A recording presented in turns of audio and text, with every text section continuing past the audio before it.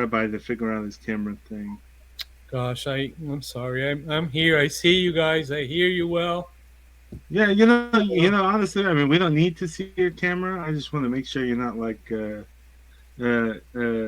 doing disgusted faces when we talk about this. Sticking his tongue out at us.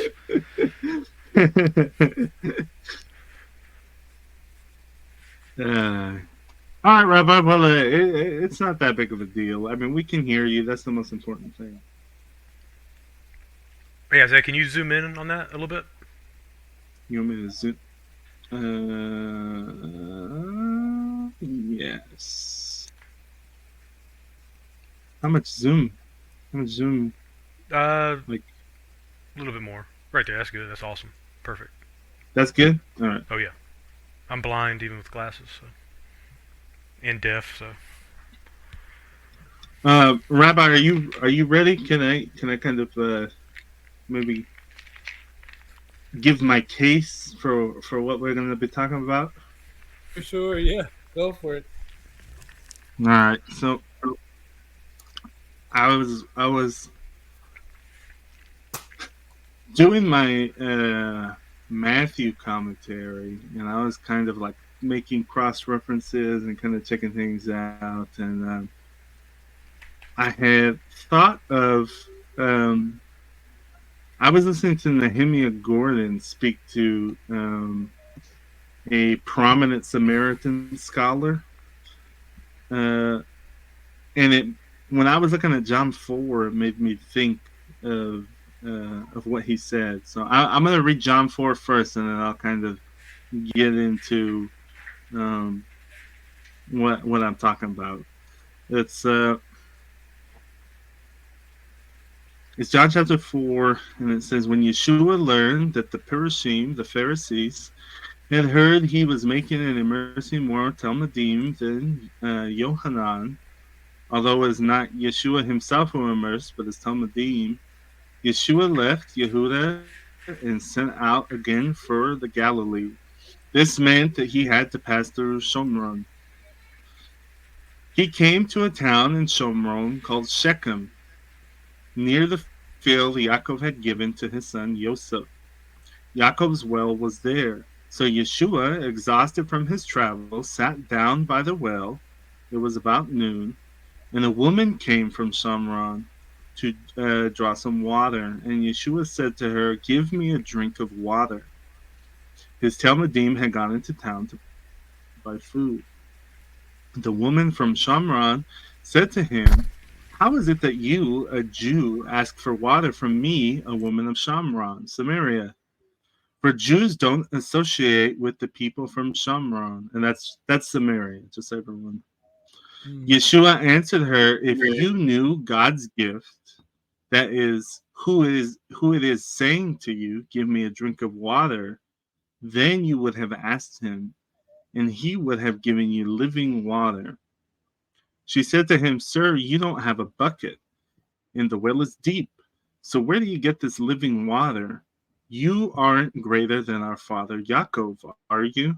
He gave us this well and drank from it, and so did his sons and his cattle."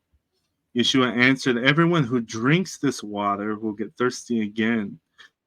But whoever drinks the water I will give him will never be thirsty again. On the contrary, the water I give him will become a spring of water inside him, welling up into eternal life." "Sir, give me this water," the woman said to him, "so that I won't have to be thirsty and keep coming here to draw water." He said to her, "Go call your husband and come back." She answered, "I don't have a husband." Yeshua said to her, "You're right. You don't have a husband. You've had 5 husbands in the past, and you're not married to the man you're living with now. You've spoken the truth." Then she says, "Sir, I can see that you are a prophet," the woman replied.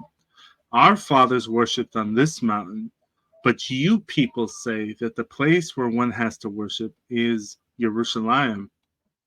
Yeshua said, "Woman, believe me, the time is coming when you will worship the Father neither on this mountain nor in Jerusalem. You people don't know what you are worshiping. We worship what we do know because salvation comes from the Jews. But the time is coming indeed, it's here now, when the true worshipers will worship the Father spiritually and truly. For these are the kind of people the Father wants worshiping him. God is spirit, and worshipers must worship him spiritually and truthfully. The woman replied, I know that the Mashiach is coming. That is the one who has been anointed. When he comes, he will tell us everything. Yeshua said to her, I, the person speaking to you, am he. Just then his Talmudim arrived. They were amazed that he was talking with a woman, but none of them said, What do you want? Or what are you talking with her? So the woman left her water jar, went back to the town, and came back to the people there. Come see a man who told me everything I've ever done. This is the Messiah? Could it be that this is the Mashiach, the Messiah? They left the town and began coming toward him.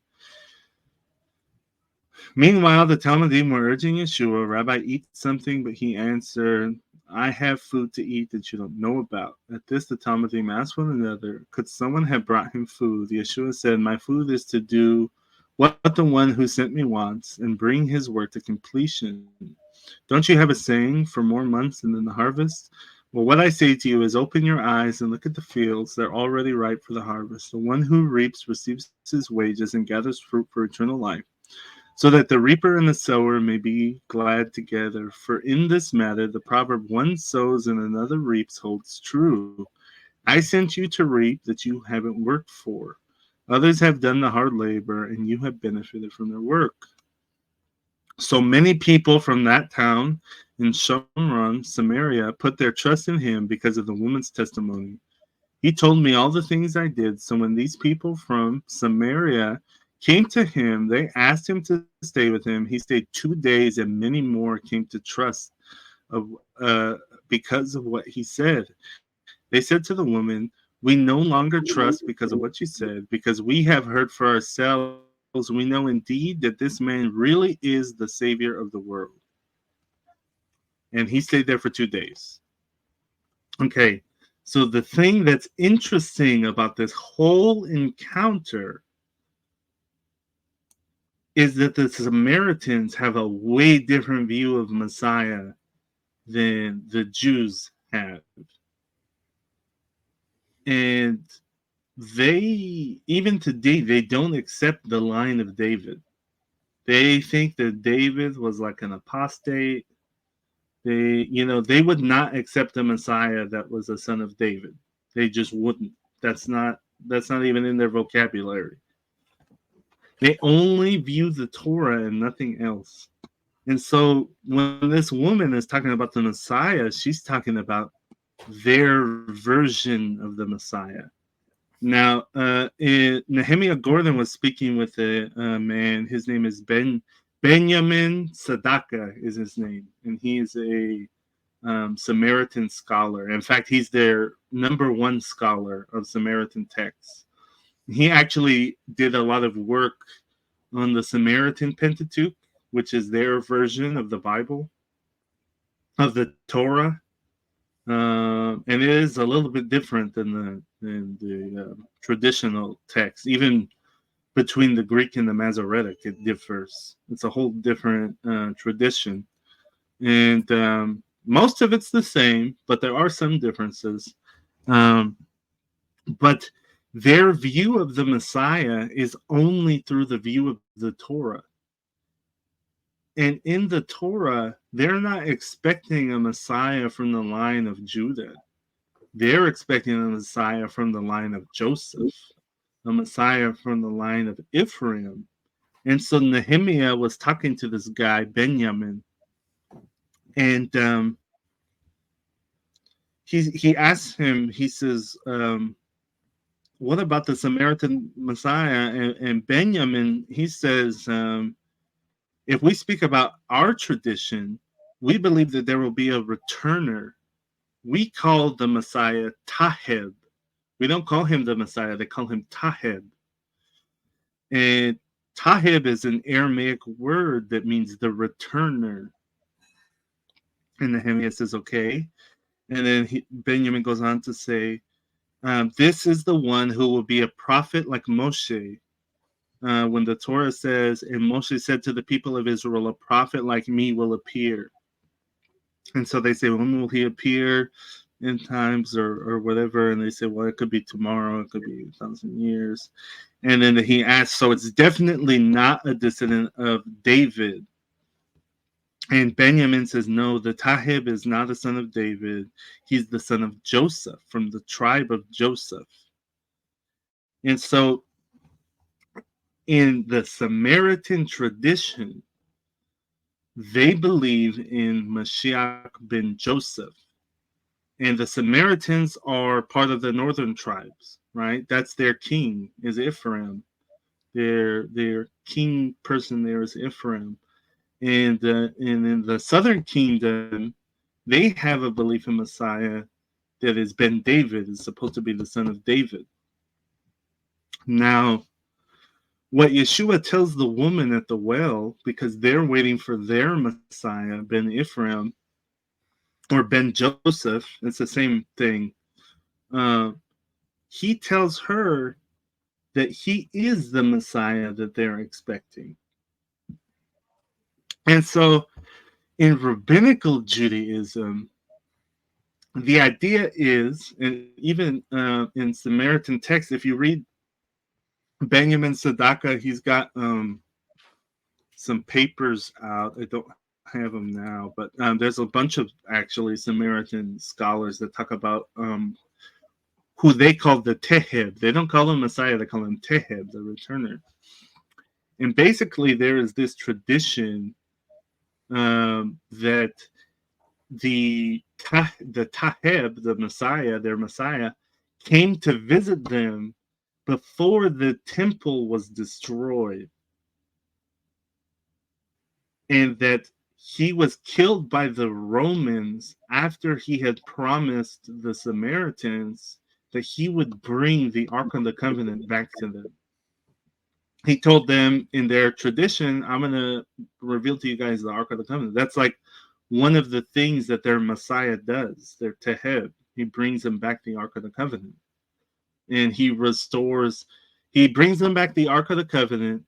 He sets up a place of worship, and he unites all of Israel back together again.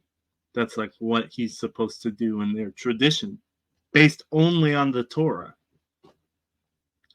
And so we see in Revelations, one of the things that Yeshua brings down from heaven is the Ark of the Covenant. And that's one of the reasons why they call him the Teheb today, is because they believe he's going to return. Not only is he going to return, but he's going to return all of the people from exile and back into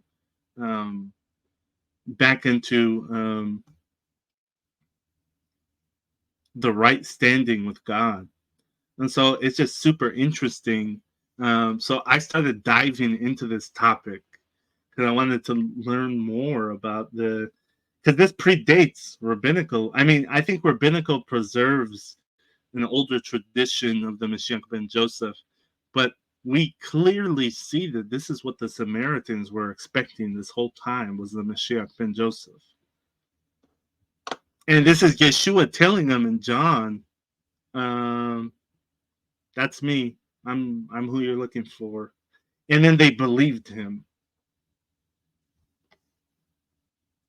So I don't know. It's pretty interesting that even in the Samaritan tradition today, they're like, oh yeah, the Messiah, he visited us before the temple was destroyed. And we're expecting him to come back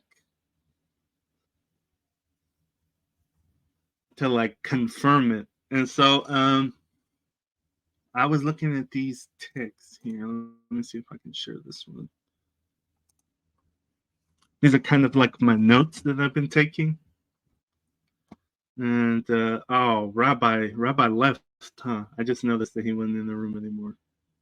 I mean, you could do like. Oh, there you are, Rabbi. Hey, you got your video back and everything. It's I don't know. It's the internet here. I don't know what the deal is. But Yeah, I Were you just able to missed hear everything I said before that? the last part is the part that I did not hear. I stopped when you left. Okay. I was just saying that it's interesting that the Samaritans have a tradition that the Messiah, the Taheb, Yeah. visited them, and they're waiting for him to return with the Ark of the Covenant, and that's why they call him the Taheb, the returner. Not only does he return to them, but he returns all the people back in the right standing with God. So you think that when Yeshua was speaking to the Samaritan woman, that was the visit that they had? Is that what you I think think? that I think it matches up perfectly because they say it was approximately 40-ish years before the temple was destroyed. Okay. Yeah. So I mean the timeline matches like Perfect. beautifully actually. Yeah. Wow. And we just saw there in John. I mean, they kept him there for like 2-3 days, and they were learning from him, and it's interesting because most of these believers at that time period were actually like, um, I think Pilate had sent somebody to go kill most of them, most of the people group there, and so only a very small remnant remain. I think even today there's only like 600 Samaritans. Oh wow. And there was only like 400 like back in the 40s. Hmm. So it's very interesting. Like Samaritan scholarship is like so far and few between, but it's so interesting that they have this tradition. And so I took some notes because I wanted to dive further into this idea of Messiah ben Joseph because they get it from the Torah. And so I wanted to see if the idea of Mashiach ben Joseph kind of survives the Torah into the Tanakh.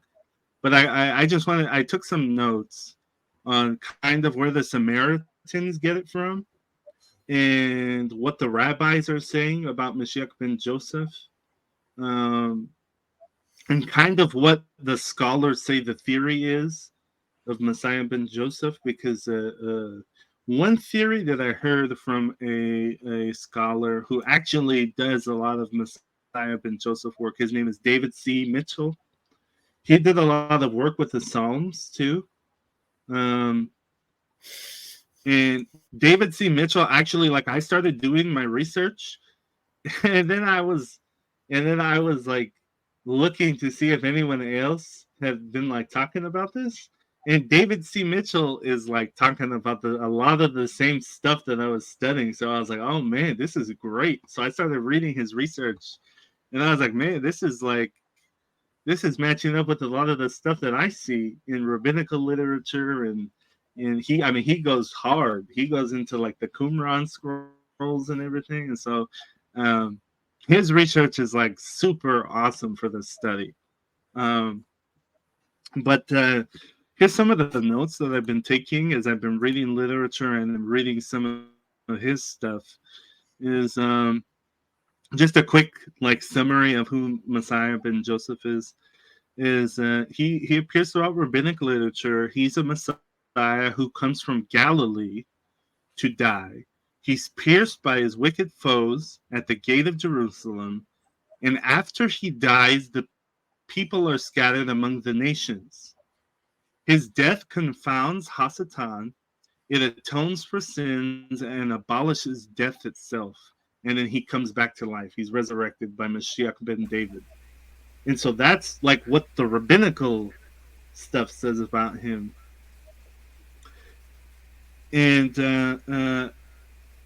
he's in the Targums, he's in the Talmud, he's in Midrash, apocalypse literature, and he appears in the Zohar. And so the Samaritans get this idea of a Mashiach ben Joseph actually from Genesis chapter 3, verse 15. They say is the earliest hint at Mashiach ben Joseph. And it reads, I'll put enmity between you and the woman, and between your seed and her seed, he will crush your head and you will strike his heel. So they say here that the seed of the woman in the Samaritan, they believe that the seed of the woman is the Mashiach ben Joseph. And then we see here in the Targum, I believe this one specifically is Yerushalmi, but I know that Targum Jonathan and Targum Neophiti say this exact same line here. And this is what he says on Genesis 3:15. It says, "Nevertheless, there shall be a remedy for the sons of the woman, but for you, serpent, there shall be no remedy. But it shall be for these, for the sons of the woman, that there shall be a remedy for the heel in the days of the King Messiah." And so, in the plainness of the text here, which is what the Samaritans say, they believe that the Messiah is going to get struck in the heel, is going to suffer in some way, but that he's going to crush the serpent, which even in rabbinical literature, he's going to crush the Yetzer Hara, the evil inclination. Yeah. And so in the Targums here, it's talking about how there will be a remedy in the day of the King Messiah when he crushes the head of the serpent. Speaking of the King Messiah, and this is the Targum speaking, which is rabbinical literature. And so I was kind of comparing like what the Samaritans say and what the rabbinical literature says on the same subject. And you could argue that the Targums are actually pre-rabbinic literature, if you believe in the legends of who actually wrote them. So Jonathan ben Uziel lived like before Yeshua's time and like right alongside Yeshua's time. And so if he actually wrote this Targum, then this is a very old tradition that was probably even before his time. He's just echoing a tradition that even Hillel and them wrote about because he was a student of Hillel.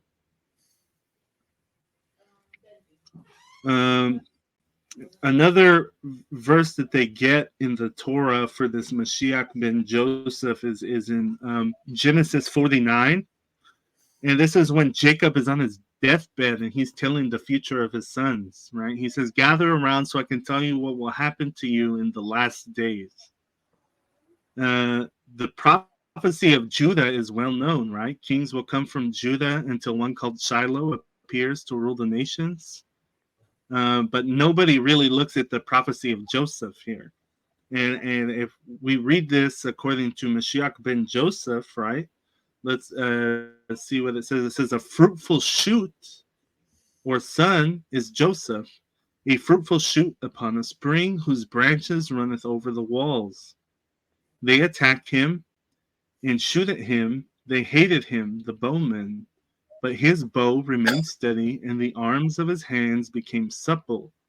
From the hands of the might of Jacob. From thence, which is from you, will come a shepherd, a rock of Israel, and from the God of your father who shall help you, and from Shaddai who will bless you." And so there's some really interesting language here, right? He talks about Joseph being a shoot, right? Like the shoot out of Jesse, which is a prophecy for Yeshua, for the Messiah. And That's in the Targum, right? In the Targum, that's in the Targum of Genesis on the 49. No, this is the normal text. This is the normal text of Genesis. Oh, okay. Yeah. Okay. You had to go to the Targum for this one, man. Whoa. But it's just interesting because no one really, because we come from really we all came from Christianity at some point, and we're trying to get back to like the roots of our faith, right? I mean, that's just how it is. So a lot of the times when we look at the Messiah stuff, I've been kind of like thinking in my head, a lot of the times when we look at Messiah stuff and we're looking in the Torah and we're looking in the Tanakh, we're only trying to see Mashiach ben David. Yeah. We're only trying to see the because we're essentially our faith comes from the southern tribe, and the southern tribe really only subscribe to Mashiach ben David, the Mashiach that comes from David. But the whole northern tribe was subscribed to the Mashiach ben Joseph, including the Samaritans.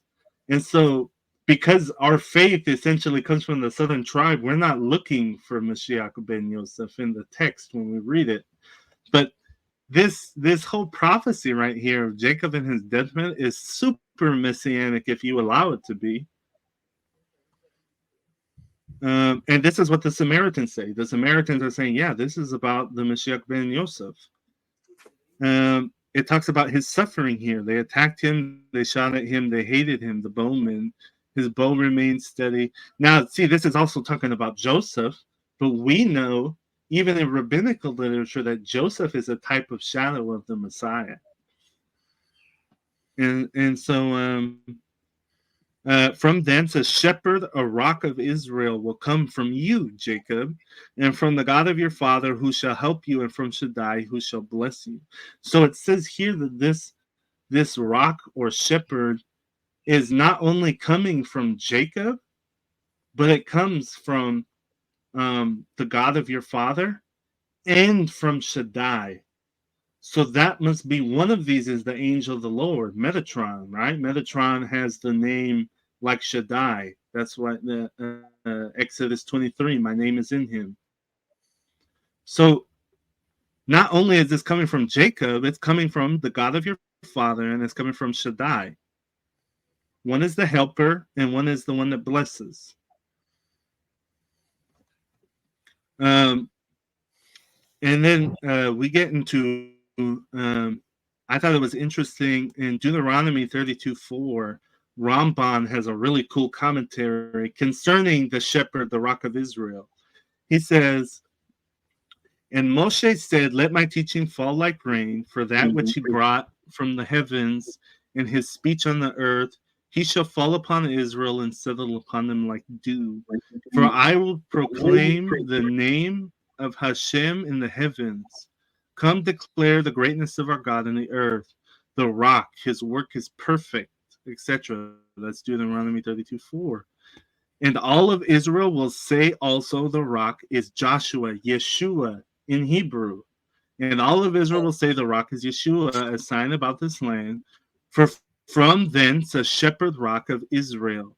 And it was interpreted long ago, the rock rejected by the builders has become the capstone. This is from Hashem, etc. And then it gives the Psalms for that. And that is why Joshua said, this rock will be a witness between us. Also for, behold the rock which I have set before Joshua, upon one rock are 7 eyes. Let the wise understand. And he gives all these cross references for this rock of Israel. And I have like a butt ton of notes about the rock of Israel. Like some real crazy stuff that some people would find hard to believe, but like this rock of Israel, for instance, we know that Yeshua is the rock, right? Just from reading the Brit Hadashah, we know that Yeshua is the rock. And so when you actually go back and you look at all the literature that talks about the rock with 7 eyes, right? And then we look in Revelation and we see that Yeshua is a lamb with 7 eyes and 7 horns, and like all this symbology. You get to why Yeshua is called the rock in the first place, and that has to do with Jacob's ladder, right? Jacob sees the angel of the Lord, Shaddai, the angel of the Lord. He calls it the rock of Bethel, or the God of Bethel, and he puts up a pillar after he sees the ladder of Jacob, and he anoints it. So he's anointing a rock. This rock is the first thing ever anointed in all the whole Torah. It's the first thing ever anointed. And so the rabbis look at this and they say, this is a messianic imagery here.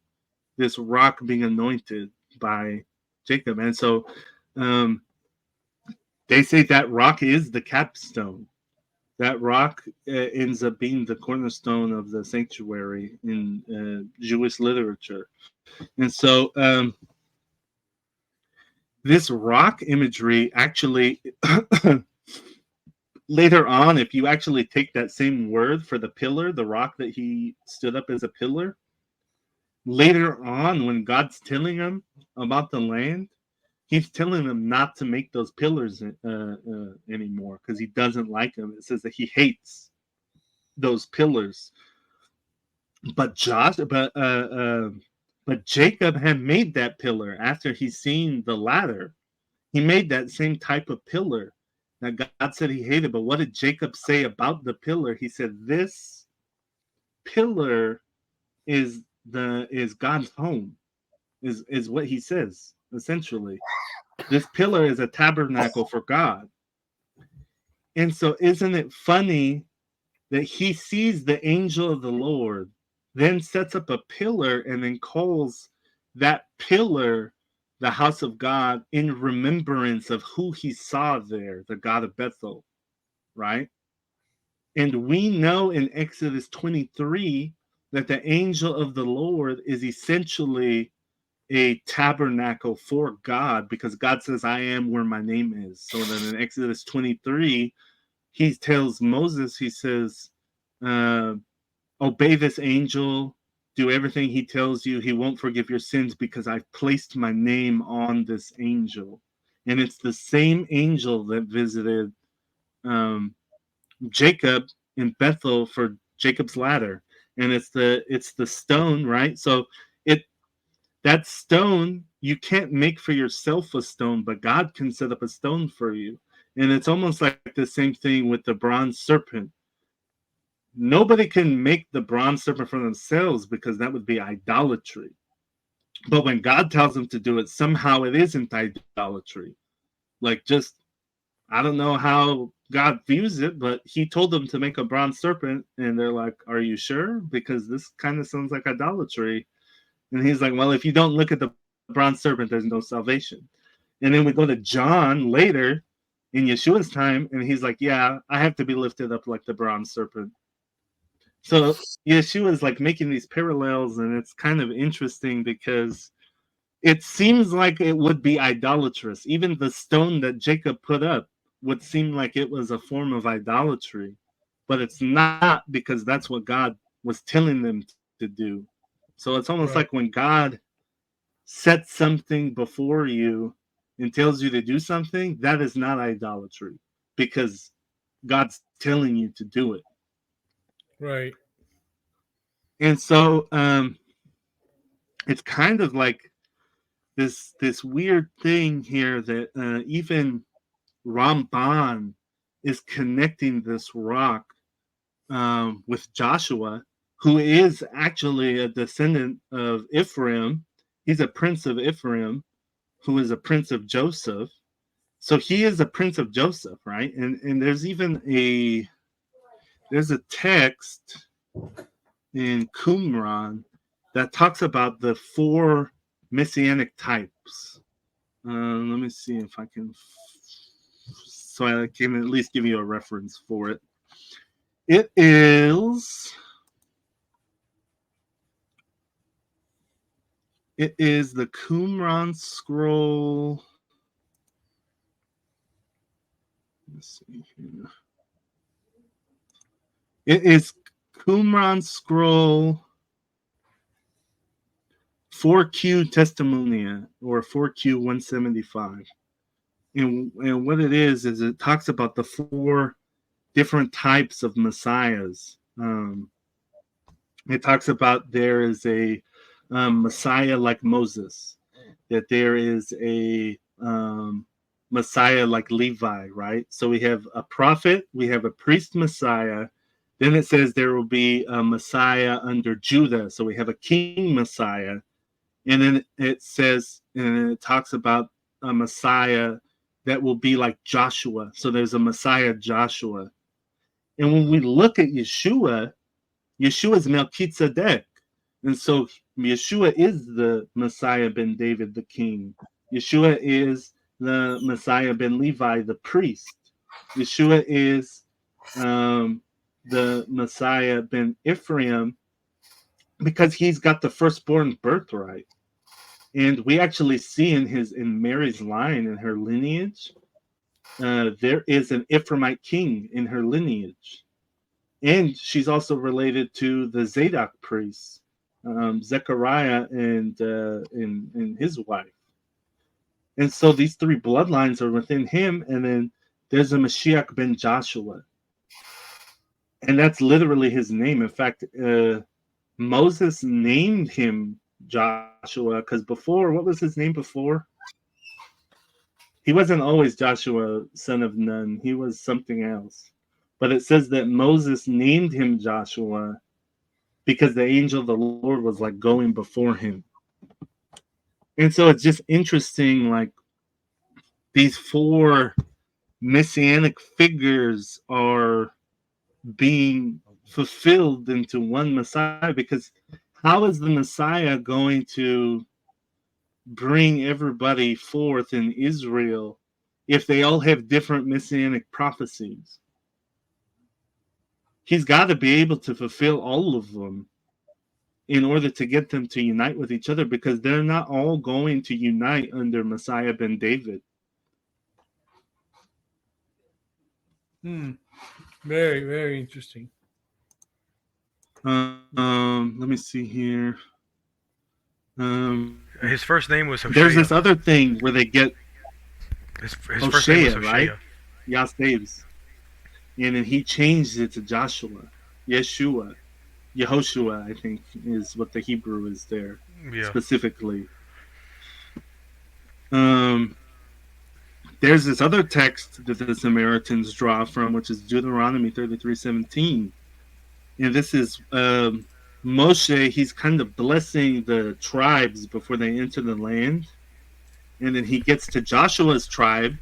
And this is what he says in Deuteronomy 33:17. He says, the firstborn of his shore is Joseph's majesty, and the horns of a rim are his horns.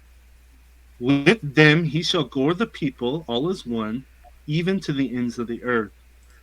And these are the 10,000s of Ephraim, and these are the thousands of Manasseh. And so for anyone that doesn't really know, the shore and the rim are two different animals. A shore is like a domestic ox. It's a slave, actually, if you think about it, because it's a working ox. It's you use it for manual labor, and it's subject to whoever its master is. And they call it. They actually refer to it as a slave animal. And not only does he make reference to a shore, but it's a firstborn shore. And in Numbers 18:17, it talks about how the firstborn of a shore you shall not redeem. They are holy, sprinkle their blood on the altar. So the firstborn shore is a altar sacrifice. So this is Moses making reference to the tribes of Joseph. And we know from the Torah that a firstborn shore, you have to redeem it as a sacrifice. Like, that's just Torah law for a shore. And so the firstborn shore, the ram, on the other hand, he's got the horns of a ram. So he's a shore with the horns of a ram. It says the ram is an orach, or a wild ox.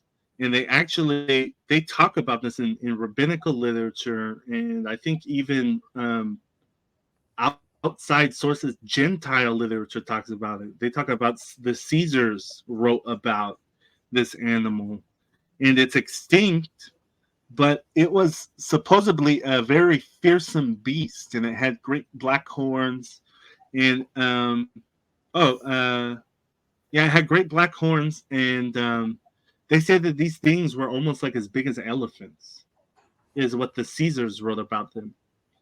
And so what this is saying here is that the firstborn, the shore, which is an ox, which is a sacrifice, it's a type of sacrifice, and it has the horns of a wild ox, of an auroch.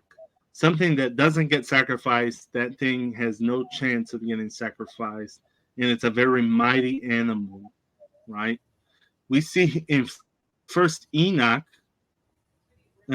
he kind of, it almost seems like the imagery that Moshe, so if Enoch wrote Enoch, then Moses must have read it. Or the person who wrote Enoch is not Enoch, and they read what Moses was talking to Joseph about. Because here in Enoch, they call this the animal. What is it called? Can you help me with this, Wes? Isn't it called like the animal apocalypse? Is what they call it? It's the animal apocalypse section of First Enoch. And what it is, here's what it says. Yeah, it says, and I saw. Sounds familiar. Oh, that sounds And familiar. I saw a white bull was born, right? So this is a normal bull with large horns, which is what we were talking about. A bull with abnormally large horns. And all the beasts of the field and all the birds of the air feared him and made petition to him all the time. And I saw till all their generations were transformed. They all became white bulls. And the first among them became an auroch, a great beast. And the Lord of the sheep rejoiced over them and over all the oxen. So if you read the rest of First Enoch in this whole thing, the white bull is a representative of the Messiah. And so there's this bull ox imagery here. He's an ox with the horns of a large bull, and all of the other creatures worship him until they become like him. They also become white bulls. They become pure. And then it says that the auroch reigns over the other white bulls. And so this is imagery of Yeshua or even just the Messiah in general, making the people that follow him clean. No matter what kind of animal they are, they become a white bull. This is if you read commentary on Enoch, this is kind of what Wes was saying earlier. The nations are coming to the Messiah, and they're becoming like the Messiah. And they're all being grafted into one nation because they all become white bulls. I don't know if you've ever read Enoch, but this is the imagery that you get from this section of Enoch. Yeah, and I've heard also the same theory, and I heard that it was who was that? Someone else had one talking about the same deal, but they said it was a parallel for Noah and Christ. Now I don't hold to that strongly, but that they were saying that it was, a twofold meaning. How some figures, how Moses is also, Christ is supposed to be like, a prophet was going to come after Moses like Moses. So the parallel would be that this would be a double parallel for Noah being the bull, but ultimately it would be Christ. That Noah would be the first person on earth, or at least of that generation, to follow the ways of Torah or whatnot, or the Father, and that he would have been an example. And here we go with the parallel of Christ. Right, because exactly. Noah would have taught Noah started learning the ways. Genesis 6 had Shavuot when he got off the boat. That was the first time he was shown that, and he was shown everything else, just like everybody, Abraham, so on and so forth. Right, and this also makes me think about when Jacob switched his hands to bless Manasseh and Ephraim. Mm-hmm. Right, so Manasseh, who is actually the firstborn, doesn't get the birthright, right? No. The secondborn gets the birthright.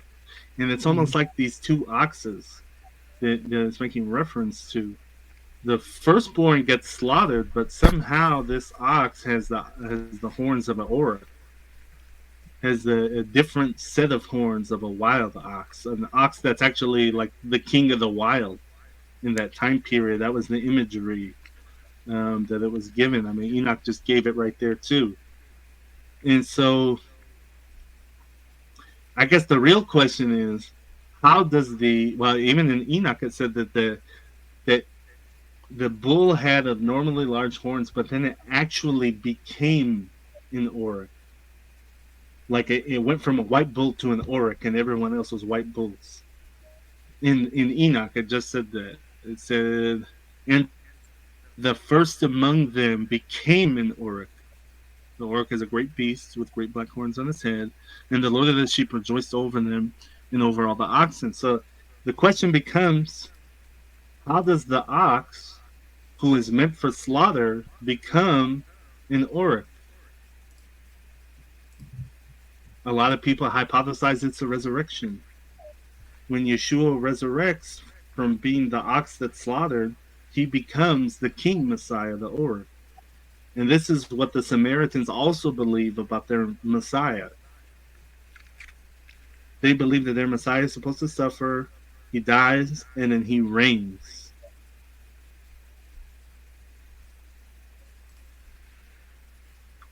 Very interesting. I wanted to add, this is the Talmud here. This is Sukkah 52a. And these are the only sections in the Talmud that talk about Messiah ben Joseph in the Talmud. Um, and so I just wanted to kind of read them for you guys so that you guys can check it out because it's super interesting. And the land shall mourn by family by family apart. The family is the house of David apart, and their woman apart. They said, "Is not this a preparatory conclusion in the age to come, when they are busy mourning and no evil inclination rules them? The Torah says the men apart and the women apart. How much more so when they are busy rejoicing and the evil inclination rules them? What is the cause of the mourning?" Rabbi Dosa and the rabbis differ. One says, "For Messiah ben Yosef who was slain," and the other says, "For the evil inclination which is slain." It is well according to him who says, "For Messiah ben Yosef who is slain. For this is what is written, and they shall look upon me whom they have pierced, and they shall mourn for him like the mourning for an only son." But according to him who says, "The evil inclination which is slain," is this an occasion for mourning? Is it not an occasion for rejoicing rather than weeping? And so, what this is pretty much saying here is they're wondering why in Zechariah there's mourning and weeping for this Messiah figure who dies in Zechariah 12. And they're saying, well, who is it for? One person is saying it's for Mashiach ben Yosef, and the other person is saying it's for the evil inclination, which is AKA in rabbinical terms, that's the original sin of Adam. That's when the evil inclination started, was when Adam fell. So what they're saying essentially here is that two things are dying in Zechariah 12:12. The Mashiach ben Yosef is dying, but also the evil inclination is dying with him. The sin of Adam, the evil inclination is dying with him. And so in rabbinical literature, they believe that Mashiach ben Yosef, when he dies, is going to get rid of the evil inclination. Hmm. At least here in the Talmud, in Sukkah 52a. So that's what they preserve in the Talmud. Pseudo Jonathan, which is the Targum Jonathan on Exodus, talks about, "You shall make an anointing oil and anoint the tabernacle and all that's in it. You shall consecrate it for the sake of the crown of the kingdom of the house of Judah. and the King Mashiach, who is destined to redeem Israel at the end of days. You shall anoint the altar of burnt offerings and all its utensils, and consecrate the altar. And the altar will be mostly holy for the sake of the crown of the priesthood of Aaron and his sons, and of Elijah the high priest, who is to be sent at the end of the exiles.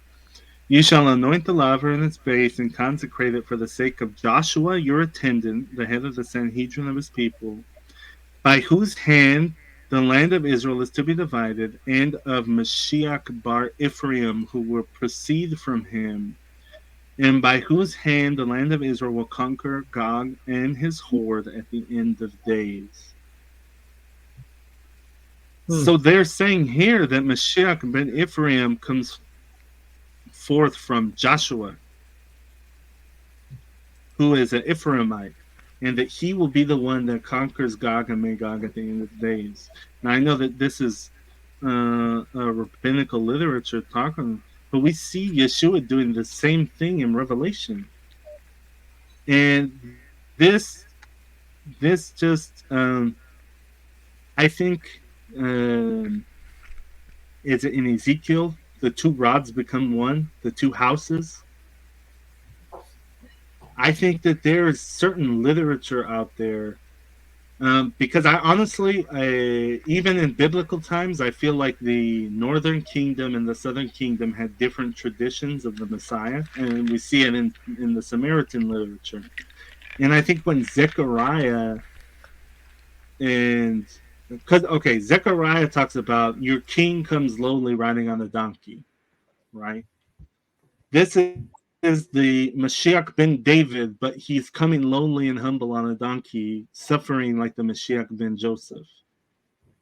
And so I think what Zechariah is trying to do is he's trying to combine those two Zechariah types, because he sees that they're one. And in Ezekiel, it talks about the two rods, right? A lot of the times we read the two rods being as the kingdoms of the house of Ephraim and Judah, right? Becoming one nation. But one could also see that as their messiahs, as their king becoming one. We see another, I think it's in the Targums when Benjamin and Joseph are crying on each other's shoulders. It actually says something very interesting. I wonder if I can pull it up real quick. It talks about how Joseph is crying because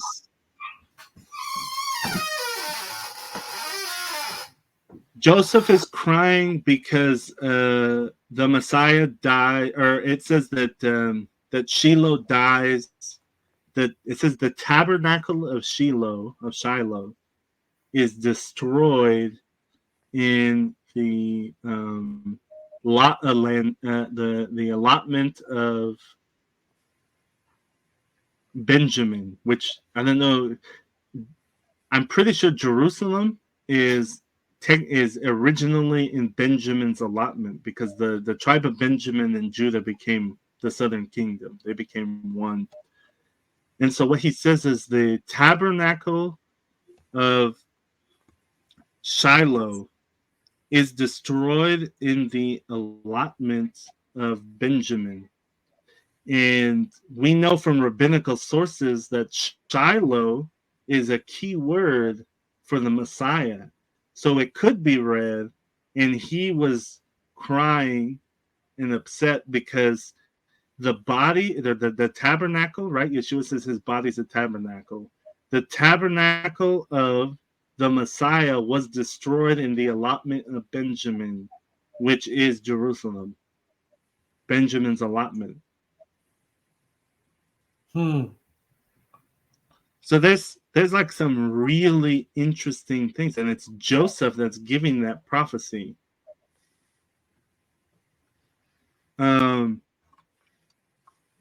This all circles back onto Melchizedek. Melchizedek has to have, according to rabbinical sources in the Targums, the Melchizedek priesthood has to have the firstborn birthright, which is of Ephraim. It has to have the Levitical priesthood, and it has to have um, the kingship from Judah, because all of these were supposed to go into Reuben. But he had to break it up because Reuben wasn't worthy to accept any of those things. And so whenever a high priest of Melchizedek comes back, it has to be Yeshua, because Yeshua embodies all three of these things. And they all come from three different tribes. And only Mary's line that we see has all three of those bloodlines in them. So I think then this is what kind of we were talking about. I agree with Wes about your behavior can put you in the order of Melchizedek, but to be the high priest of Melchizedek, I believe it's all bloodline. Yeah, that's true. Another thing that I thought was interesting. Let me see if I can pull it up.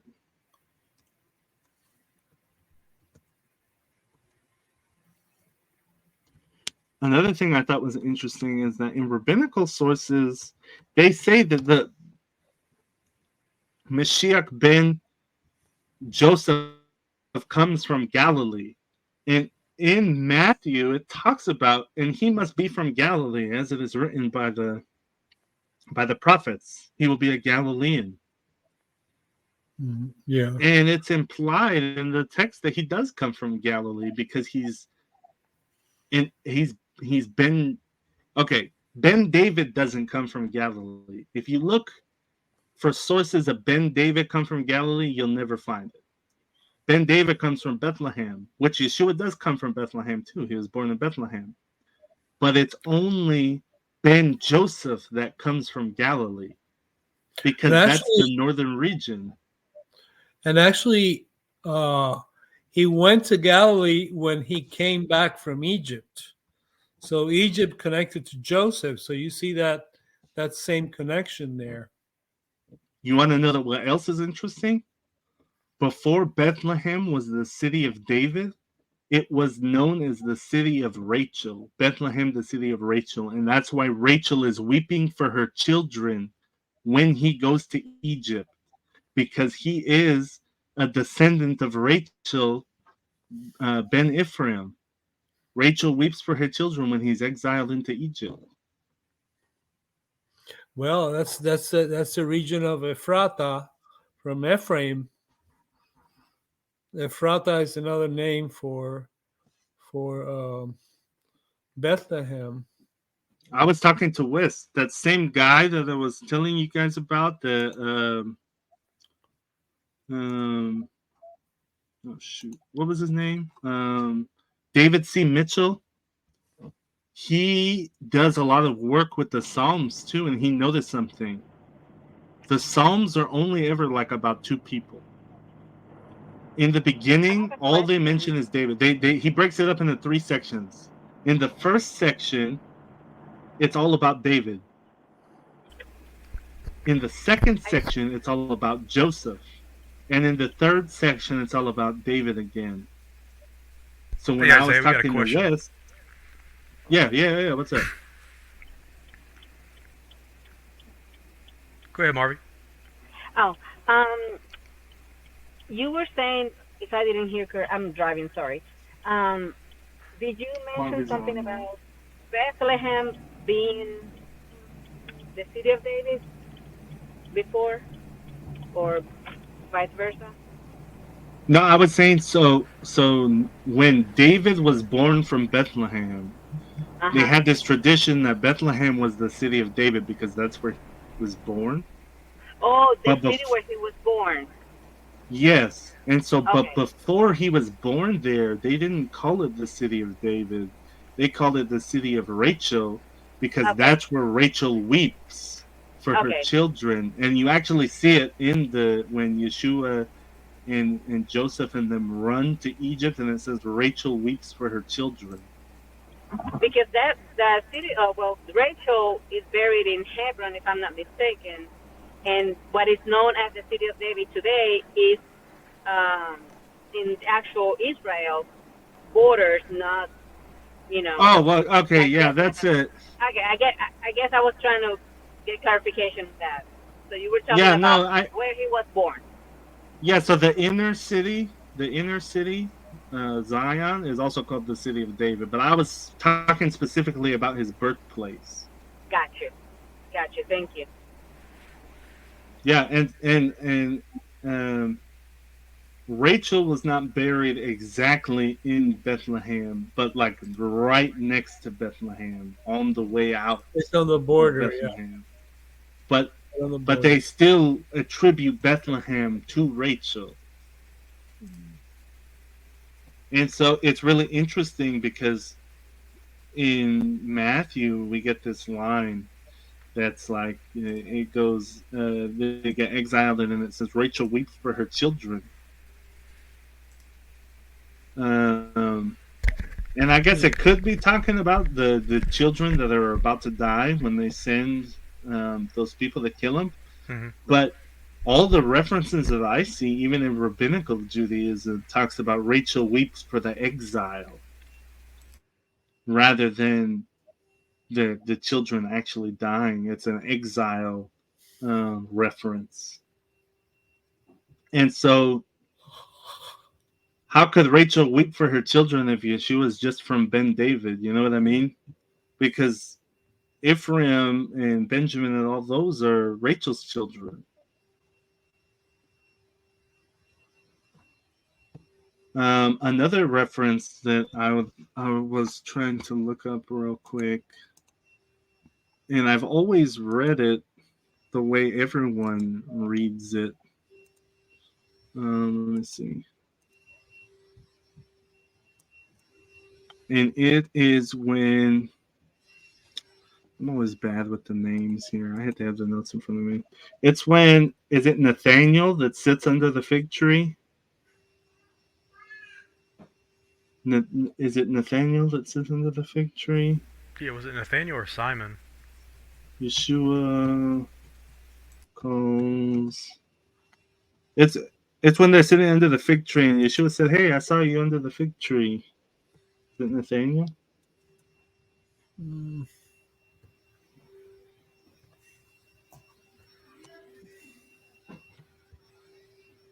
It's kind of Yes, hard because it Nathaniel. never really. Yes, it's Yeah. Nathaniel. Okay, so this is in John, right? When Yeshua calls Philip and Nathaniel.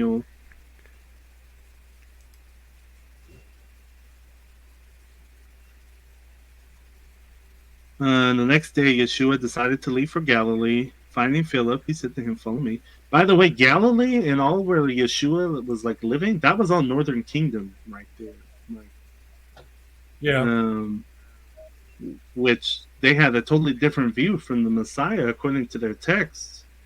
Let's see here. Well, Okay, and that's what I Philip, wonder like Andrew. Oh, go for when it. when Jesus tells them like you don't know what you're talking about or you don't know what you're worshiping. We do. We know what we're worshiping. Um, yeah, I mean, I I don't know. Do you think that's what he was be pointing out that they just haven't or they just don't understand this information? They're only one-sided or Well, I think it's also a historical reference too, because the Samaritans, especially at the time period, they like genuinely.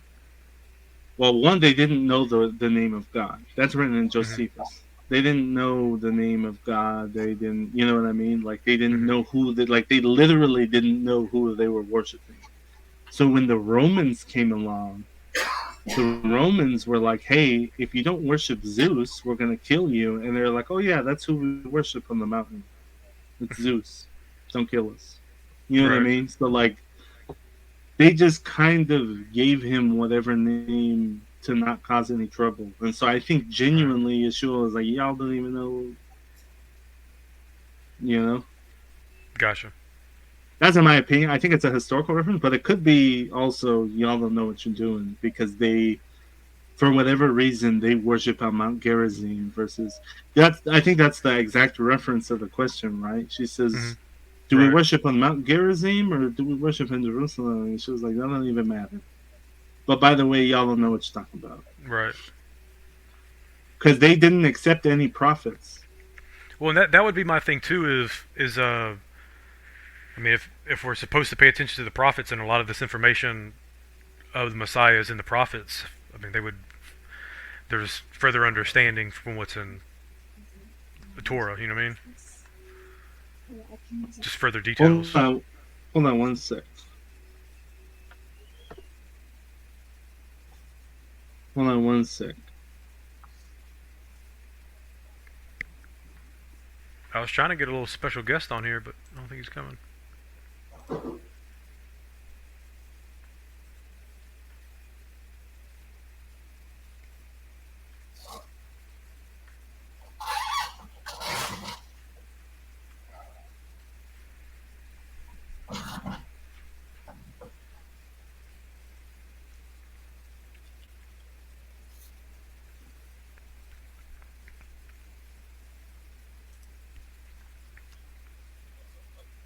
But and just to tell people that when we were talking about Joshua's first name, it's in Numbers 16, verse 13, where it talks about Joshua's first name.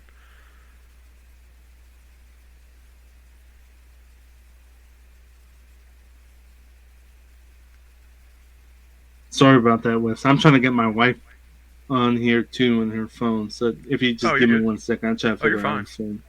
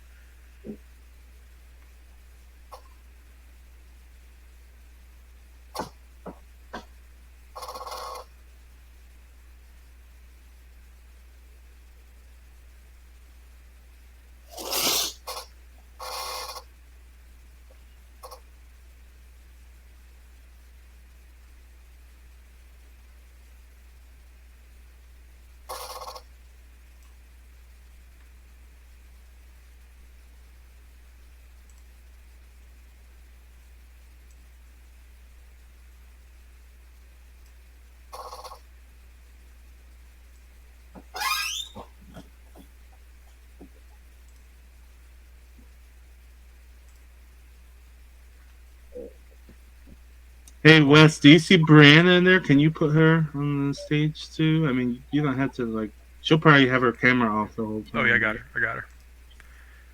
Okay, cool.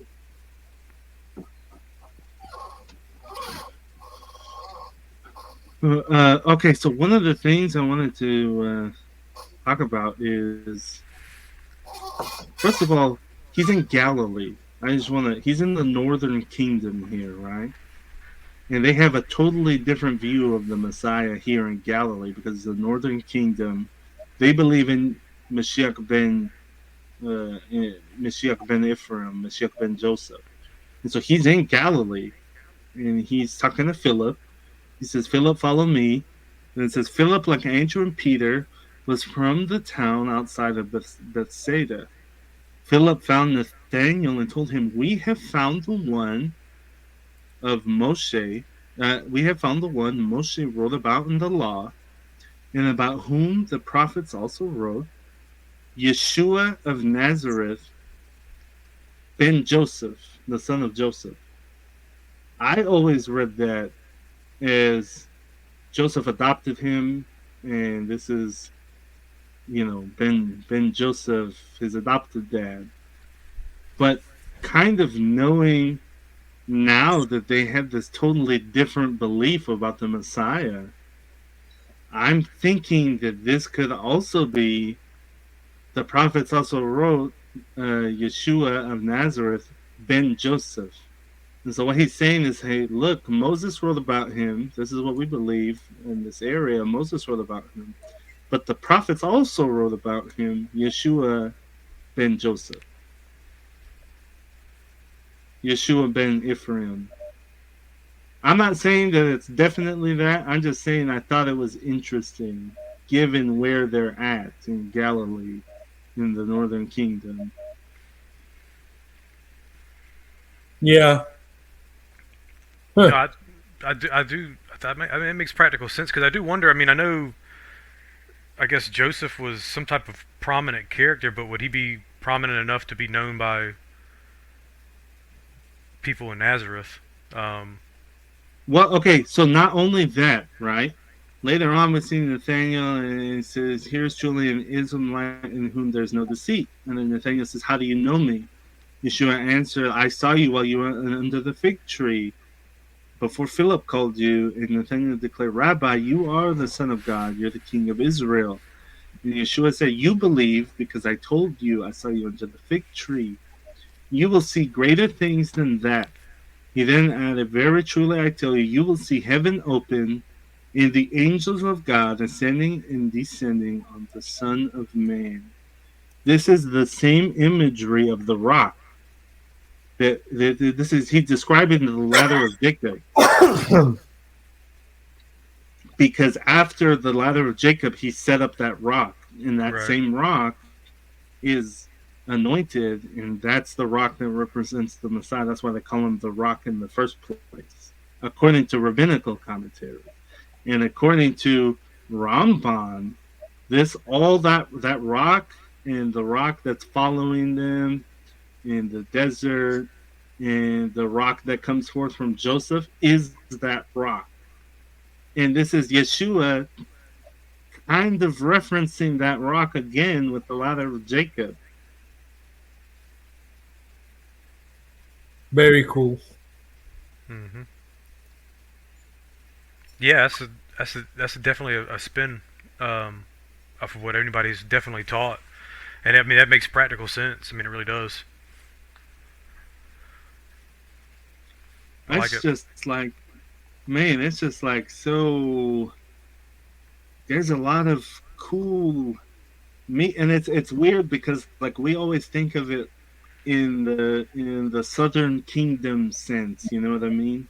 We Right. always think of it in the sense of the traditions of the Southern Kingdom, the Ben David. But then Yeshua, who is a Ben David, right? Because we see even Mary's line in Luke comes from David, but it also has the mixes of Ephraim and Levi. And that's like the formula that the rabbis say you need for Melchizedek. So it's just cool because they have like these different traditions in these texts about the different messiahs, but they're all really one Messiah, right? Hmm. The two rods become one. Hmm. It's really interesting. Like I was telling you, I think before we got up, I was telling you about that guy that was doing the Psalms, and it says that the first section of Psalms talks about David. Then in the middle of those sections, it talks about Joseph, and then it talks about um, David again. It's almost as if this is like the sign of Yeshua, right? He was a king, the highest king, right? Then he came down and became the suffering servant, and then he's king again in the end of the psalm because it starts talking about David again. Hmm. And I was even thinking about like David's life and how it reflected Joseph's life. He's the youngest brother at the time, or second youngest in Joseph's case. But I think it alludes to he didn't know very much about Benjamin, or didn't know Benjamin at the time because his mother died during childbirth, and he didn't know that his mother had died. And so Joseph, being the youngest brother at the time, he's a shepherd, right? Jacob sends him out to help his brothers and shepherd, and he's rejected by his brothers. His brothers don't want him to fight. There's like crazy parallels between Joseph and David. David serves in the royal court just like Joseph did. Then David ends up ruling all of Israel, just like Joseph ruled over Egypt under the Pharaoh. Like it's just really cool. They even had the same. See, Joseph withstood the lust, but Hmm. David did not withstand the lust, and then that ultimately caused the fall of his kingdom. And so it's just interesting that whenever the rabbis say a right, the rabbis believe that there's the Messiah born every generation, and that person has the potential to be the Messiah if he merits it and if the people merit it, right? And then, so they have this thing that like Hezekiah, I think it's mostly Hezekiah, was supposed to be the Messiah, but some of the things he didn't do that Joseph and David did that's supposed to constitute what the Messiah is. And so they say that he wasn't able to do that. And David wasn't able to pass the test of Joseph. And there's like these Messiah tests that they have to complete in their lifetime.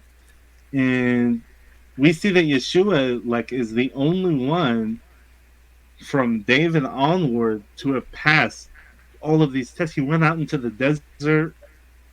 Hmm. He was tempted all kinds, just like Moses was in fasted 40 days and 40 nights, and then was tested and all this. It's like truly what it says. Like all of these are types and shadows of the Messiah to come. Like that's literally what it is. All of these people are like a type and shadow of the Messiah to come. I don't know. I just thought it was really interesting. I don't have too much more to say on that other than I think it's in the Testament of. I have to check. I think it's the Testament of. Let me see here. This guy has like a bunch of resources on like what texts talk about the Messiah, Ben Joseph, and there is so much. Let's see here. Let me see if I can pull up. He has a resource page, I think, that has like every single text that talks about Ben Joseph.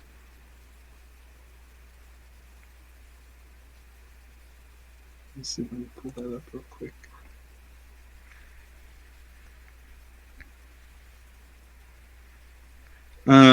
Yes, Targum Zechariah 12:10, Targum Yerushalmi in Exodus 40, Targum Yerushalmi in Exodus 17, Targum Psalm of Psalms, Targum Lamentations, um, the names and lineages of the sons of God, of the Son of God. That's in John's, or Luke and Matthew.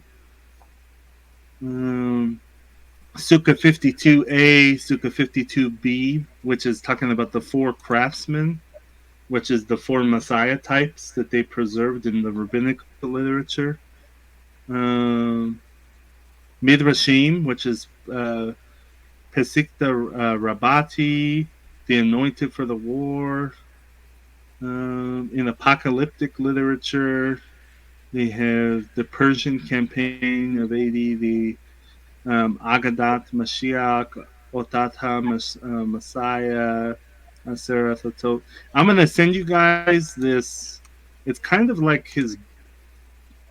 So his book costs like $50 or something, but I found like a copy that has most of what is in the book, but obviously it doesn't have everything because you're supposed to buy it.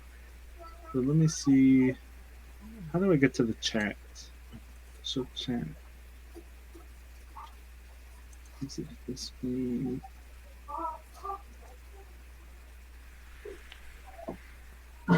What you looking for? I was looking for the chat. I posted the Google Books, I got you. and it's just for you guys to check out. I've read through most of it. I haven't read through all of it yet, but I'm actually gonna buy this book if I whenever I get a chance to buy this book.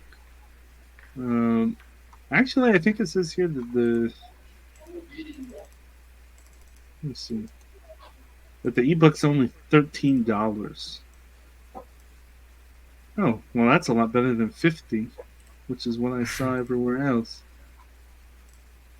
But if you guys click that link and check it out, it goes through all the books when they're talking about Messiah ben Joseph. And okay, so this isn't even including what the rabbis say about Messiah ben Joseph being the angel of the Lord, being Metatron, the higher Metatron, not the Enoch Metatron.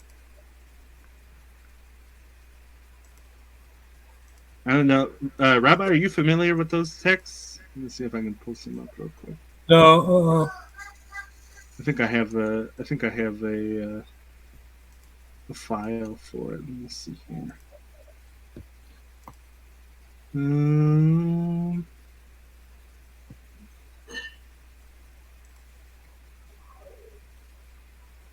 yeah, here they are. My Metatron notes.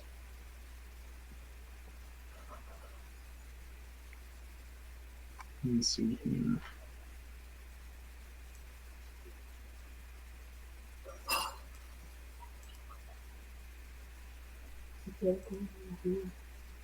Oh yeah, look, okay. Let me see if I can share this. Here's kind of something that links. So we were talking about Zechariah 12, and we were talking about that being the Mashiach ben Yosef. That's what the rabbis and everyone says. But look at what it says here. It says, in that day, Hashem will defend the inhabitants of Jerusalem. He who is feeble amongst them at that day will be like David, right? In the house of David will be like God, like the angel of Hashem before them. So everyone else will be like David, but David will be like the angel of the Lord. And that like is direct parallel to what we just read in Enoch. Mm-hmm. All of them will be like the white bull, but the white bull is going to be like the wild bull.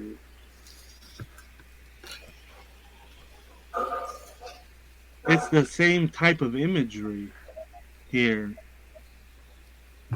That's Zechariah 12:8.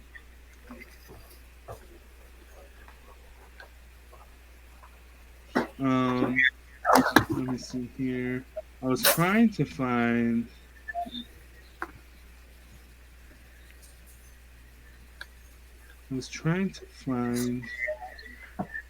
Where it talks about.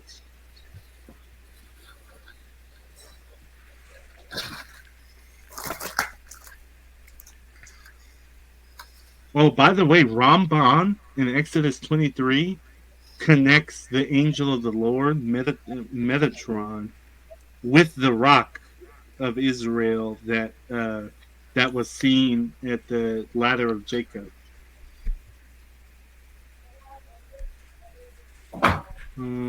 I can send this document to you guys too. It's a really interesting read. I actually came up with this document reading a lot of the literature. Yeah, definitely send that. But what I wanted to show you, was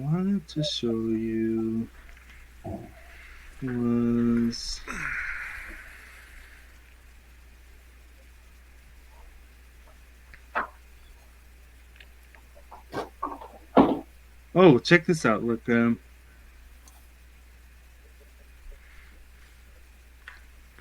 this one right here, Memtet. I don't know if y'all could. Do I have to zoom in more for that? For you to see that better, Wes? Or You can. Yes, that'll work. it says here, Metatron rules over God's entire universe, not just here on planet Earth. Thus, when the King Messiah comes, he will be Memtet incarnate, which is Metatron incarnate. As such, he will serve as God's regent over the entire universe and not just king here on earth. Messiah will be to Hashem what Joseph was to Pharaoh in Egypt. Thus, we will see that role and authority of Messiah is not merely limited to this world. And so, what this guy is trying to say is that, in a way, the Messiah will play the role of Joseph, and that he will be second in command over everybody, just like Joseph was second in command of everybody in Egypt. Let me see. I'm trying to find the one where the guy is talking about.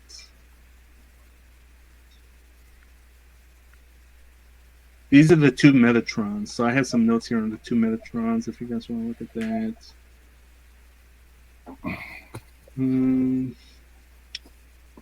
I'm trying to show you where it talks about Metatron is Mashiach ben Yosef. I mean, we've seen down there that he's Ben David in rabbinical literature, but there's also rabbinical literature that say that he's Ben Yosef.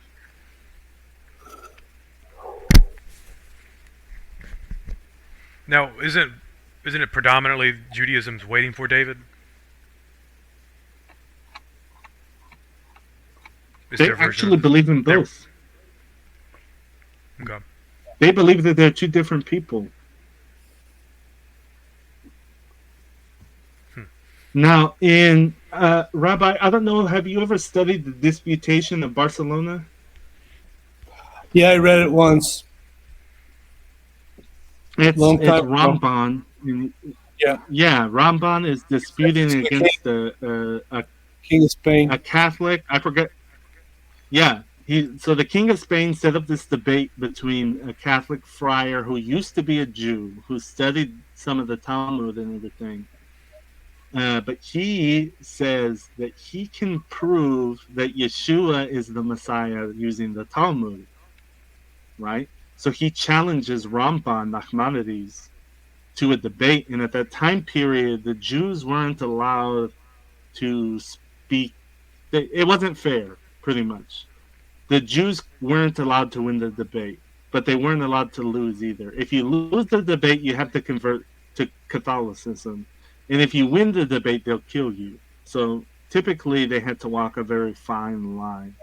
But for this particular debate, Ramban said that he would only debate if the king granted him permission to speak freely when he was asked questions. Now, he wasn't allowed to pose questions, but he was allowed to answer the questions in any way that he saw fit without fear of death. That was the deal. right? But anyways, that was just to kind of give a background of it. So the Catholic ex-Jewish guy is questioning Ramban, and he asks Ramban, he says, isn't that true that the Talmud says that the Messiah is to die for the sins and atone for sin? And he's very smart. Ramban is like a genius because he knows all about Mashiach ben Yosef. But what his response is he says, I swear to you that nowhere in the Talmud or rabbinical literature at that time period does it ever say that Mashiach ben David will ever die for the sins of the people for atonement. So he specifically says Mashiach ben David, knowing full well that there is tradition of Mashiach ben Joseph dying and atoning for the sin. But he realized that that dude didn't know that, and that no one there knew that. I mean, typically Christians don't read rabbinical texts at all. No. And so he knew that they didn't know that concept, and so he left it out on purpose. Yeah, he slid that way. He slipped it. He slipped it for real. And so that's kind of like where the rabbis really don't like talking about Ben Joseph. They really don't like it. And Christians typically don't know about Ben Joseph. But then to know that Ben Joseph, see, most scholars will say that the rabbis made up Ben Joseph, right?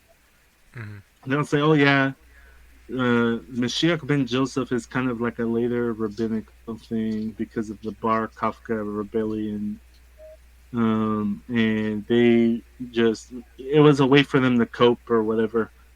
But it doesn't make sense for the rabbis, for the Jews in general, to reject the suffering Messiah and then make up their own suffering Messiah. What had to have happened was they preserved some of the older traditions of there being a Messiah ben Joseph, and this is their preserving of it. And then some of them expound upon it later on. You know what I mean? But like Hmm. they preserved an older tradition, and then nobody studies the Samaritans. In fact, when I talk to Christians, most of them don't even know that the Samaritans still exist. And they don't Oh know yeah. that they're still on Mount Gerizim and stuff. But then looking through like Samaritan texts and stuff, they're like, oh yeah, we only believe in Messiah ben Joseph because that's what the Torah says. And so I think, not saying that the Torah doesn't talk about Mashiach ben David, because I think it does, but more so, I think the Torah talks about Mashiach ben Joseph in these, or at least dual. It at least speaks about both. Um, I forget where I was going with that. It speaks about both, but then the prophets are heavily into Mashiach ben David because that's their most of the. Well, I wouldn't say most of them, but I would say over half of the prophets are from the southern kingdom, and there's only a handful of prophets that we know from the northern kingdom. And where I was going with that is that when he is speaking, when he's speaking to Nathaniel, and he's saying, "Look, I found the one whom Moses wrote about. That's Mashiach ben Joseph, and the prophets. That's Mashiach ben David." He's essentially saying, "Look, this is who all of these guys we're talking about. This is the one dude. This is the two staffs that became one type of dealio." Which I have to see. What town is Peter from? Hmm. Uh.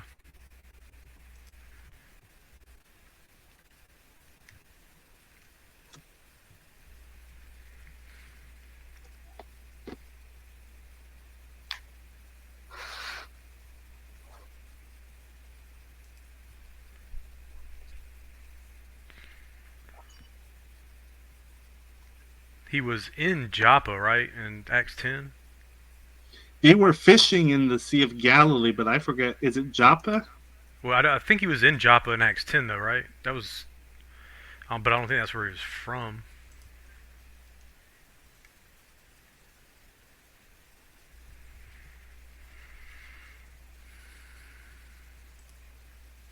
Capernaum, or at Capernaum. least that.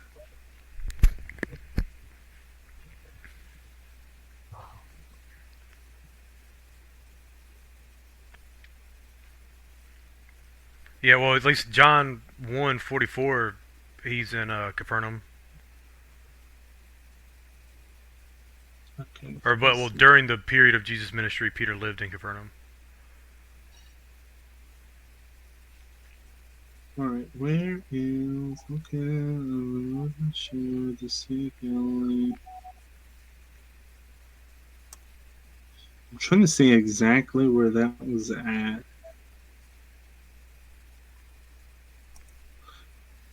Because I think it's his disciples come from like all over Israel, pretty much, and so they must have had different ideas of the Messiah as well. You know what I mean? Hmm. Let's see.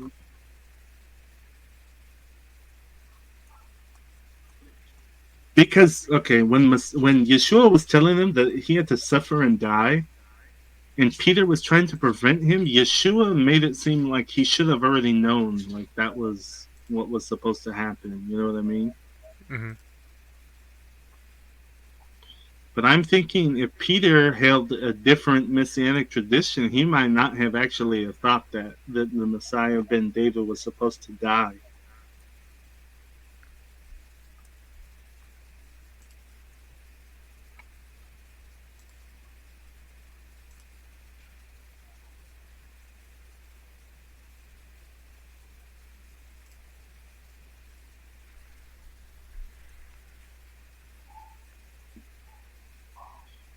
Just see.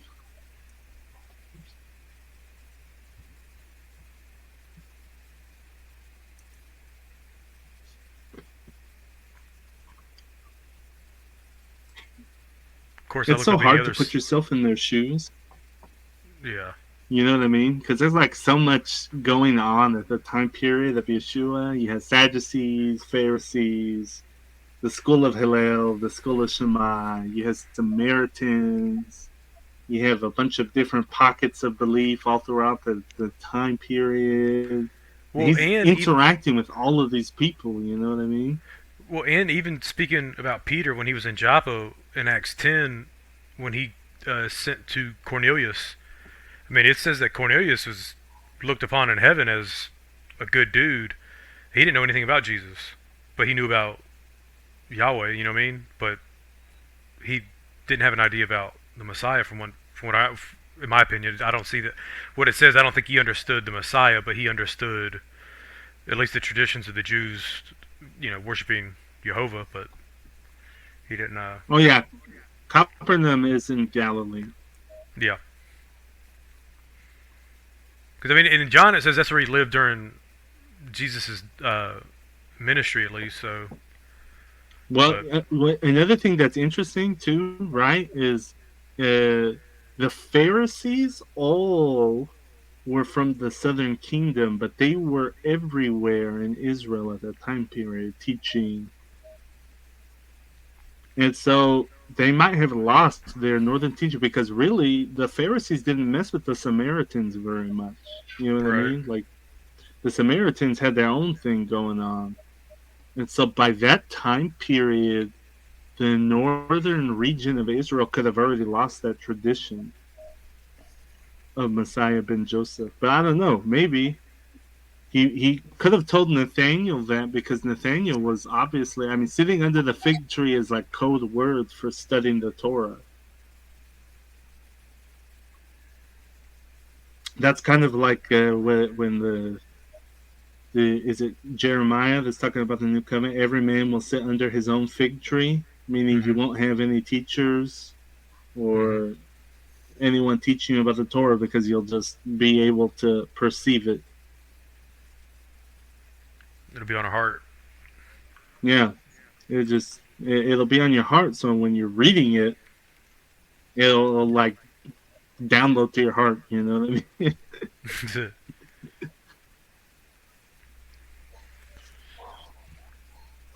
Yeah, super interesting. What do you guys think? Do you guys have any like thoughts on this or like? I think it's pretty. I think it's pretty solid. I mean, I think it's practical. I mean, especially with what we see that the Samaritans believed with what's in Torah, with what Jesus, I mean, just literally says. Um, yeah, I mean, it would predate the Judaism at the time. Its thought on the Messiah. Like I think we talked about this the other day that for me at least it's another hint as to why all of Jerusalem was not going to the Pharisees. They were going to John. You know, because they knew at least John was teaching the right deal, not the traditions of men. And also why Peter and these guys didn't they cared too much to, go after the Pharisees or the Judaism perspective at the time. So I see a divide. I see a divide at least of thought that even growing up, even when I was really fresh in the faith, like, well, why was all of Jerusalem going to John and not the Pharisees? If like what would be, why would they not go to the Jewish leadership if, but I mean, corruption Yeah, and whatever else, but They were. it's interesting that you say that because even the Pharisees and Sadducees came out to see John. exactly. And Yeah, I read that they were just frustrated with the Roman, government, and they were just looking for a way out. I got you. So just like corruption and the overreach kind of deal. Right? Yeah, they were just frustrated, and when they heard John talking and preaching, they went to see what was happening. They were hoping, the Messiah would come, Hmm. so they would get rid of the Romans. Yeah. I think that's where we're at now. Oh, hey, tell me about it. Yep. Hey, in the chat, I sent you guys. So the first one was that Google book that I sent that has most of his book about Messiah ben Joseph on there, and it's got like all the sources, like all known sources that talk about Messiah ben Joseph. And in the second link I sent you guys was my study on Metatron. And in the third link I sent you guys is that dude's website, where I guess Okay. I haven't looked through all of it. I looked through some of it, but he's got a lot of good stuff for free about Messiah ben Joseph. And so, and then he's like, promoting his book that I posted. But yeah, I just thought it was super interesting because it was like a totally unorthodox way to think Yes. about the Messiah, And I love unorthodoxy. Well, the thought, how the ancients thought unorthodoxy, unorthodoxly. Yeah. Okay. I mean, I think that's the. I hate to say it, but I think that's the definition of a heresy. I think is what is Right. the definition. I think that's the exact definition of heresy. It's just that you're not orthodox. You have unorthodox Coming way beliefs. back. I'm pretty sure that's the exact definition of heresy. Is Probably. you do not hold the orthodox belief.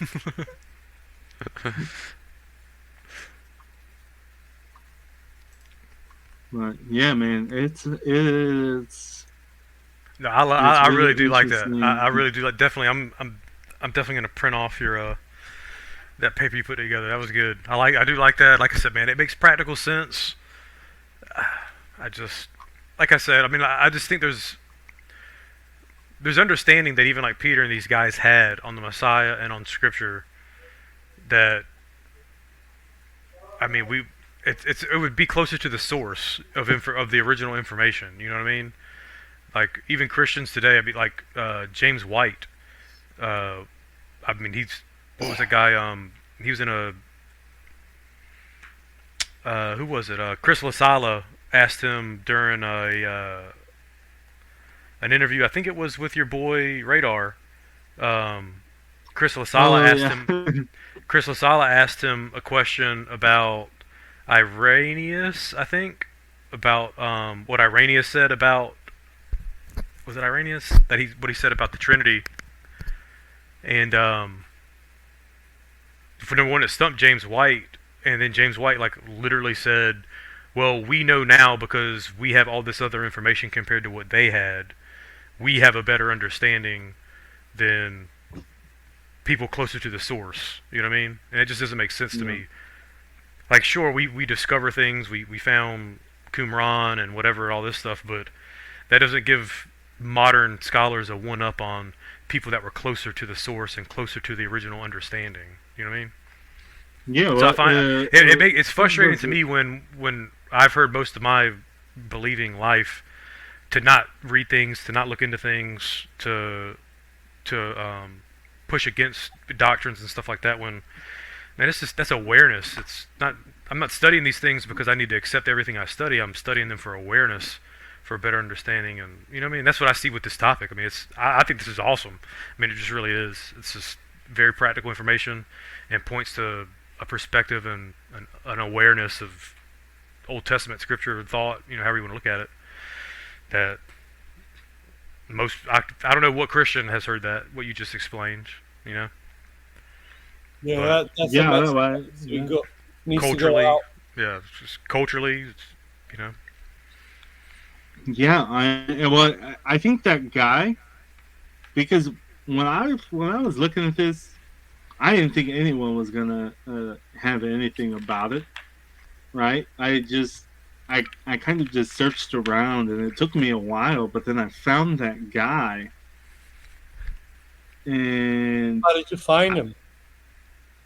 so I was just searching. I was just searching Samaritan Messiah, right? And then that's what put me across Nehemiah's video Okay. with that one dude. So then I started looking up the Samaritan stuff, and then I found this dude talking about the Samaritan Messiah. In fact, I stumbled across his book first because he talks about the Samaritan Messiah in his book. He had the word that what I looked up was the word the returner, the Teheb. I did a word search on Teheb, and then I put Samaritan Messiah, and that's how his book came up because he uses the word Teheb in his book. Okay. And so Wow. I was reading through his book, and I was like, "Wow, what the heck? This guy's studying. This guy's literally studying about what I've been studying about, and he's got way more information than I do." So I started looking through his stuff, and then apparently, I had just found out this morning that the pod for the one for Israel people Yeah. have been talking to him recently, Huh. and they have a small, I think, 3 video segment. I haven't watched it yet. I'm excited to watch it. I plan on watching it soon. They had I watched part of the first video, but I didn't get to finish it. But they have a 3 segment on Mashiach ben Joseph. And even they are like, in like the first part of the video, they were like, "We taught against Messiah ben Joseph, and now you're telling us that it's older than the rabbinical literature." Wow. And yeah, it's like not very many people know about this dude, but hopefully he gets exposed because he does it better than I do. I have some insight, I think, more into some of the rabbinical text than he does, and like he doesn't really ever talk about. Well, I don't know if he does in the podcast videos that he does with the one for Israel, but at least in his book, he doesn't really talk too much about the Rock of Israel. But I did like a huge study on the Rock of Israel and the bronze serpent, and so like I can apply some of that stuff that I learned into what he brings forth. And I already had a lot of my notes before I had even read his book, but he had some stuff that I didn't have. Like he even has some stuff about the Qumran stuff. I haven't read all the Qumran scrolls, but he has some of the Qumran scrolls that he studied about the Messiah ben Joseph. And then he had brought up um, the point about the book of John when he says, "This is Yeshua ben Joseph," and then he was like, "Yeah, I don't read that as Joseph, his father-in-law. I read that as he's telling him it's Mashiach ben Joseph." And I was like, "Wow, I never even thought to put that together, but that makes sense." And his book is very recent. It's copyright 2016. Yes. Did you click on the link I had? So the link that I have leaves out some pages because obviously it's supposed to be like some kind of free preview, but he leaves most of his book in this preview.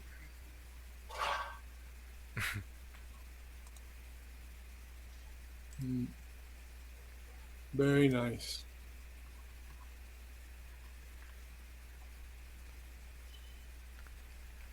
Looks cool. But yeah, that and then the Samaritan stuff is like studying the Samaritan view of Mashiach ben Joseph is just like nobody. They don't. They don't talk about this. This isn't something No, that I they mean, tell people. You know what I mean? I hadn't heard about it. No, I hadn't heard about it. Yeah, and to hear that we don't believe in Messiah ben David. We only believe in Messiah ben Joseph. And it's like, what? What are you guys talking about? It doesn't ever say that in the Torah because they only go by the Torah. And Mm-hmm. then the dude's bringing out these references, and I'm like, well, wait a minute. Okay, this is interesting. Similar, similar imagery. You know, a shoot. Joseph, you are a shoot that comes up, and you're a vine. So another thing that's really interesting was that he always portrays Joseph as the vine, right? And as you're the vine, you're the vineyard. The northern kingdom is the vineyard, and the southern kingdom is the garden, right? Is the garden, is God's garden. And so Yeshua says, "I'm the true vine. I'm the real vine." And we think about that as imagery of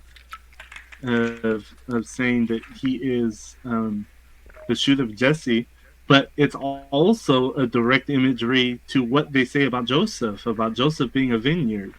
Mm-hmm. And it actually makes me even think about the parable of the vineyard when he talks about Yes. exactly where he must be talking about the northern kingdom in that parable. Also, another thing that kind of made me think about this is the northern kingdom was waiting for the suffering Messiah, for Messiah ben Joseph, right? And so that I mean that literally was Yeshua's mission in his first coming was Messiah ben Joseph to suffer for the sins of everybody. That's who the northern kingdom was waiting for. But the southern kingdom has always been waiting for Ben David. Even to this day, they're waiting for Ben David, the conquering Messiah, which we as believers in Yeshua can't say that Yeshua came and conquered. I mean, he conquered sin, but he didn't conquer physically Mm-hmm. like they believe Ben David is going to conquer. Yeah, that's one of the reasons the rabbis say that he was not a Messiah. But he will. When you read Revelation, it tells you that he is going to come back and do all that. Right. But something always struck me weird when Yeshua is talking to the Pharisees and he tells them that I only come for the lost sheep of Israel. Talking about his mission right there in the first one. Mm-hmm. I've only come for the Northern lost sheep of Kingdom. Israel. A someone who is what is it? What is his exact wordage? A doctor doesn't need Um, the healthy don't need a physician, or only the sick need a physician. exactly. And so he could be alluding to his mission at that time was mostly for the northern kingdom, and then later on he's coming back for the southern kingdom. Not that the southern kingdom couldn't believe him at that time, but it's just a weird phrases like phrasing like that. Like I've only come for the lost sheep of Israel. Israel at that time was not the whole of Israel. Israel at that time was the northern kingdom, Mm-hmm. right? Because Israel and Judah separated from each other. And so I don't know. It's kind of weird. I'm not saying that's exactly how it is. These are just thoughts that I've been having as I've been studying it. Mm-hmm. Well, no, this is good. This will help. This will help you work it out. But yeah, do you guys have any thoughts on it? Do you guys have maybe anything that you've heard about anything or anything that comes to mind when we're talking about this, or just are there any puzzle pieces that are coming together for you from things that you studied in your own stuff? No, I think you threaded it pretty well. That like you just said, the language definitely is there.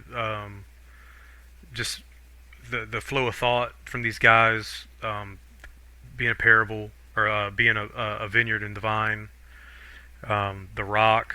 I mean, all these things Yeah, I like it. I love it. I'm at to rewatch that again, and I'm at to and read uh, your paper, and yeah, I love it. I like it. I like it a Yeah, lot. man, it's just food for thought, man. I was thinking about this, and I was like, man, this is some crazy stuff. I don't know if anybody's It is. gonna So believe. what Anything that I've been. his conversation with Nathaniel, that's a big one for me. Like that really makes me want to go down the Joseph route, because that was the thing that I've always been told about Joseph's Jesus' adopted father Joseph, is that he was a prominent character. So I always would just say like, well, man, he was a prominent character. I guess they knew about him in Galilee, but I don't know. I mean, unless he was a philanthropist type, running around Israel doing things. Maybe he was just a prominent character around, Jerusalem and Bethlehem. Well, the other thing was that Joseph was dead already at that time. Well, yes, You know what exactly. I Well, mean? yes, right, exactly, exactly. So, how prominent was he? You know what I mean? Like he seems like he would be. He'd have to be a very prominent character to, in my opinion, to be talked about like that.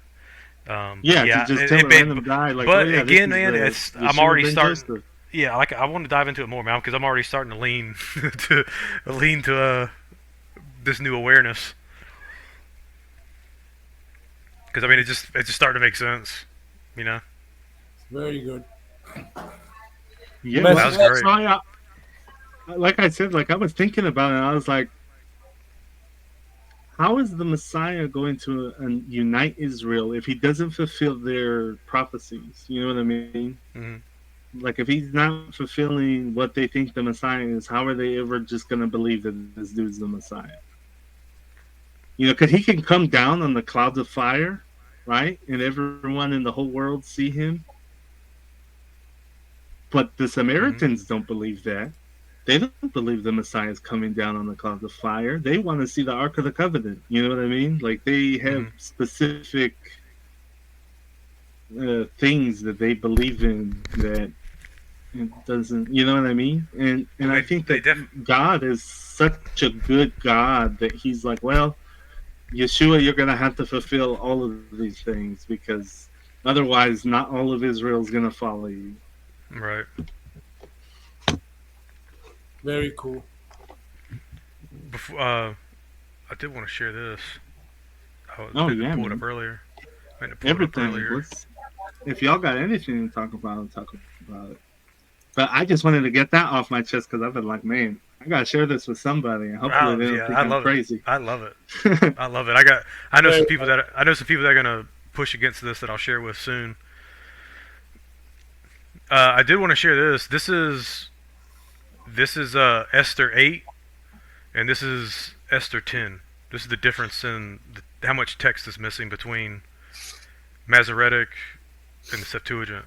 Masoretic, You Septuagint. know, going to that, West, I was checking the.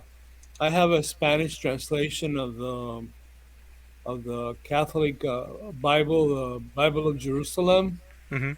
and it has that information. Oh wow.